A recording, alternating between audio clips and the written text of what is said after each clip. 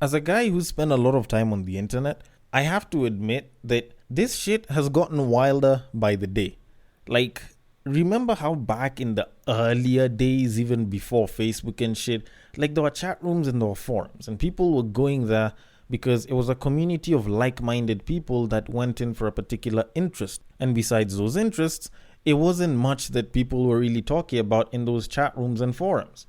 Then now we have social media where people are pretty much going in to find interests and find interesting people and discuss a bunch of shit that they know either something, nothing, or everything about.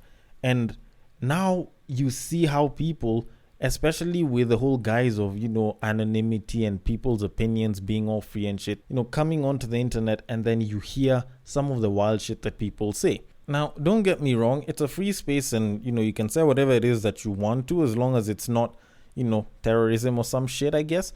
And it's perfectly okay.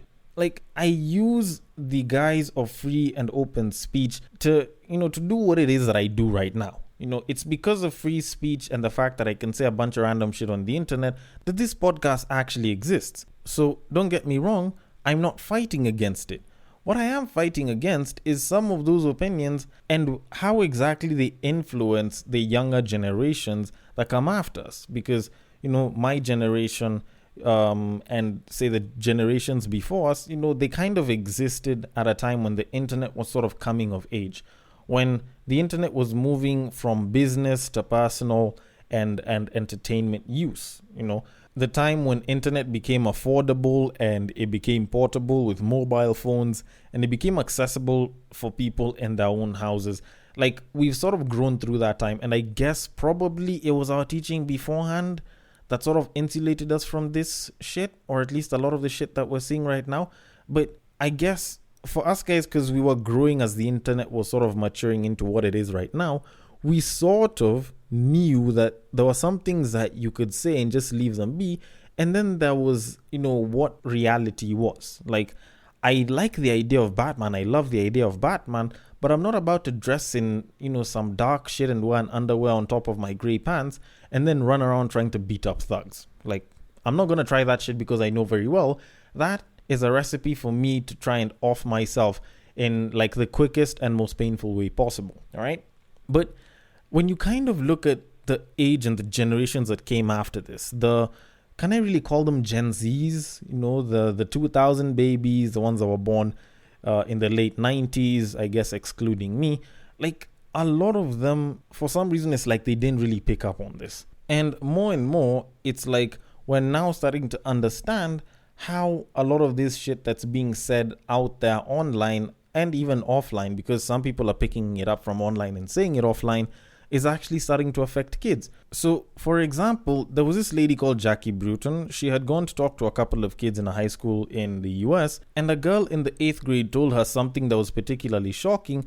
So let me play it for you so that you can realize what exactly it is. So, here it is. Group of 8th grade girls, and I asked them to tell me what their goals were. This one particular young lady said that she wanted to have 2 kids. So I said, so are you going to have a husband? And she said, nope. And I said, please tell me why you would choose in the 8th grade to have a goal of having 2 kids and not be married. She said, because if I'm married to him, I can't collect child support. And then she said, why should I marry a man that I have kids by? He might have issues or something. He might be on drugs. And I said, well, if he's too bad to be your husband, do you really think he's going to make a better father? All right. So I'm sure there's someone who probably is like, oh my goodness, how have kids gotten to this level? Blah, blah, things are getting bad. Blah, blah, the world is ending. And here's the thing.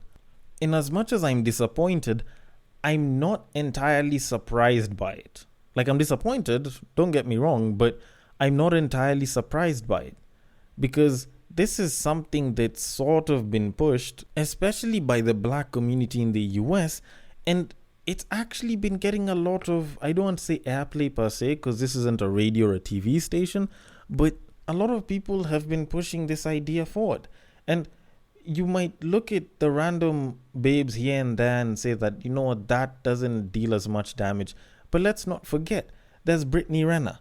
Like, for the people that don't know the Brittany Renner story, Brittany Renner actually went ahead and had a baby by a certain very, very potential NBA athlete. And right after they got together, I think either she separated or she filed for divorce or some shit. And she's supposed to be collecting some child support checks. And on top of that, like 3 years prior to this, she had actually made a video which ended up going on YouTube about how it is that babes can actually get a come up from top level guys simply because they decided to sleep with them and have a kid.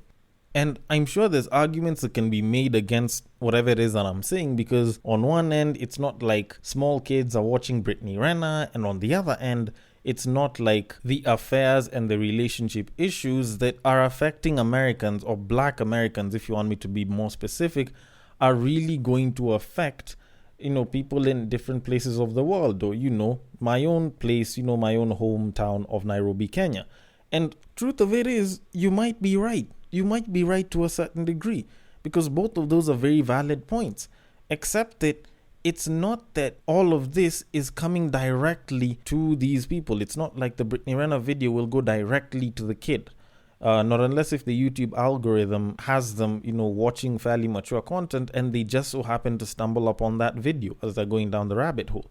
And it's also not like the dating dynamics that are in the States are entirely the same as the ones here in Nairobi, or in a place like Lagos in Nigeria, or in Joburg, or in a random town in Pakistan or in Yemen. Like, they're going to be different. But at the same time, you have to accept the fact that we actually consume this content as older people, and we talk about it in places where there are younger people. So, for example, even though we were to use an example of this 8th grader in the States, I don't think it would be too surprising to learn that she actually sort of picked up this point of view and this sort of dream goal when she was busy having her hair done, and it was the mom or the aunt that was doing the hair, and she was busy talking about it with a friend. And they were busy talking about how, life is hard and shit, they might as well go and get themselves a nigger to knock them up and pay the child support. Like, it doesn't seem like something that's that particularly far off. Now, if the mom and her friends are busy talking about that, or if the aunts are busy talking about that, and she hears that enough times, she'll probably pick up on that shit. Now, you move that same shit to Kenya, and it's not like it's all that different in Nairobi. There's babes that actually do this. They go ahead and fuck a guy that's in an affluent position, and then they sort of try and profit off of the child support and shit. Or they end up asking for money so that they can go and do an abortion, and then they end up using that shit for something else, because probably even they faked the pregnancy. Like, it's not like it's that far off from stuff that happens here where I live. And it's not like the babes that are around here are going to be saying anything different from what's already being said out there. And as a result, we end up with the same kinds of problems that those guys are going through, but over here as well. I guess it's just that over here people aren't as vocal, so there's not that many people that are saying shit like this. But I'd argue that it's a matter of time and not necessarily a case of whether it will or it won't happen. Because I feel like the internet and I guess a bunch of single moms talking about this shit openly, or even regular babes, is sort of the problem that's kind of made this entire issue become an issue of its own that's actually developing in its own sort of magnitude. And while people might talk about the problems and the issues that come with doing such a thing, the problem is most people talk about the benefits of doing such a thing. Like, people don't talk as much about the negative effects, because I feel like a lot of people are willing to ignore the negative effects because the pros of it actually seem that nice for a bunch of different babes. And the kind of lifestyle that they can have without ever having to work a day in their lives, and them just being moms and shit, seems like a pretty inviting thing for some of them. And while this kind of mentality does remain to be a problem in our current world, the problem is we might not be able to actually tame it or get rid of it, because the people who are supposed to have done that aren't necessarily doing their jobs. And at the end of the day, when people are only talking about the pros and not the cons, then the kids are probably gonna want to start doing the same exact thing. But all in all, while it's a future that's highly avoidable by a lot of people and a lot of kids can actually be protected from such shit, the unfortunate side of it is there's so many people that are loud about such BS right now that it's gonna be very hard to kind of kill this kind of noise. So for now, if you have any kids, I'd ask that you please be vigilant with what it is that you say around them and what it is that they get to see. And in the interest of giving positive noise, I'm going to play a clip from the We Still Like Each Other podcast, which was on YouTube Shorts, which accurately describes the pros and cons and my feelings about this entire thing. So if you have any questions, comments, concerns, or feedback, feel free to hit me up on IG at Breaktime on Westside. On Facebook, it is also at Breaktime on Westside. And on Twitter, you can slide into my personal DMs, which is at Bagaka the D. Thank you so much for listening, and I will catch you guys on the next break.